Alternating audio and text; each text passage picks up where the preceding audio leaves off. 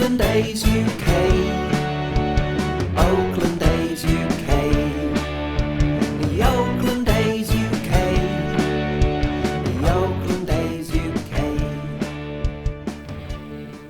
Hello and welcome to Oakland A's UK YouTube. I'm Matt Smith, here for your Sunday review on Sunday, the 14th of July. So we're coming out of the All-Star break. The A's have played 2 games so far, both against the White Sox, and we've won both of them, 5-1 on Friday night, and then the big 13-2 win yesterday, a big 7-run first inning, setting us up perfectly on that one.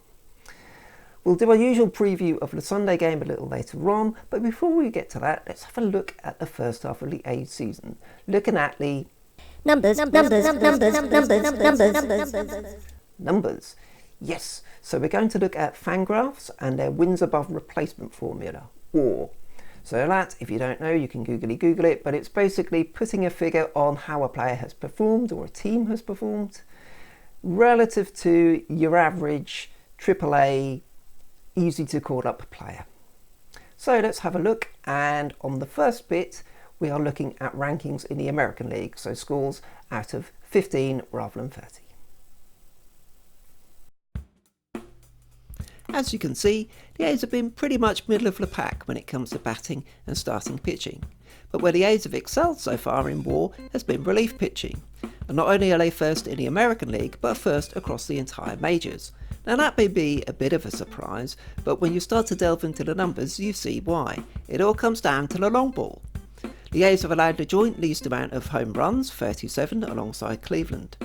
And when it comes to fly balls, only 9.3% of fly balls allowed by relief pitches by the A's have gone for a home run. That's by quite a distance to the lowest percentage. Next up is 12.1, so there's perhaps a little bit of the Coliseum in there, and maybe even a little bit of luck.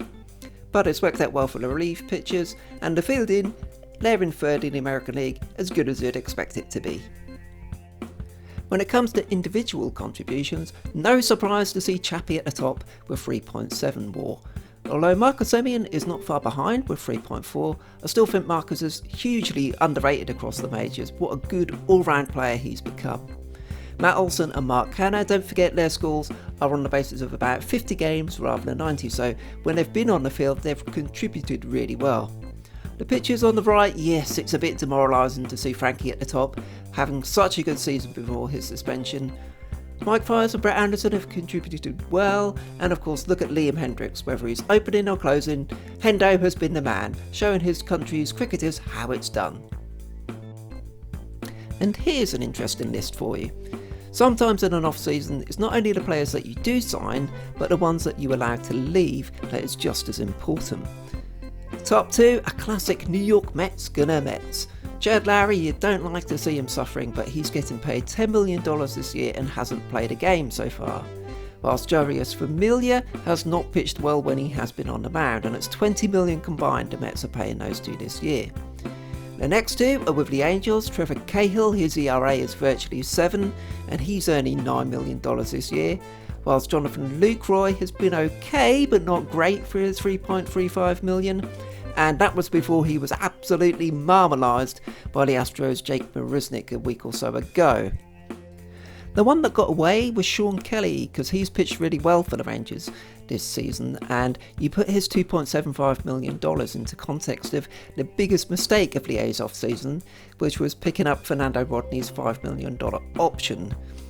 Although whether Kelly would have come back to the A's as a free agent, bearing in mind he wouldn't have had a prominent bullpen role, difficult to say, but yeah, we missed out there. The guy we didn't miss out on was Edwin Jackson, and oh, isn't it disappointing? He was so good for us at the end of last season, and a great guy.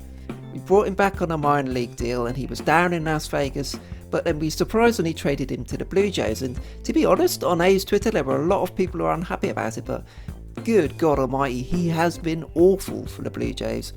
5 games started, he's allowed 32 runs, 26 of them earned. Really struggling. And if you need a reminder as to why it's so important for the budget-conscious A's to make good financial decisions, then consider this. This group of 6 players are going to earn $37.1 million this year. And to put that into context, that would represent 40% of the A's opening day 25-man payroll of $92 million. So, Sean Kelly aside, the A's did a pretty good job in working out which players to let go over the off-season. Let's look ahead to Sunday's game then. It's a 9:07pm start in the UK. Coverage is available on MLB TV, and it's Brett Anderson on the mound for the A's. He's been in really good form of late, so hopefully he can continue in that vein tonight. The White Sox will be countering with Ronaldo Lopez. Now the A's have already won the series, going for the series sweep today of course, but if you look at the A's recent form, this is now 5 series in a row that the A's have won. And if you go back to the 17th of June, the A's have played 21 games since that point and have won 16 of them. So that's 16-5, good for a 7.62 winning percentage, which is very good indeed. Great to see from the A's.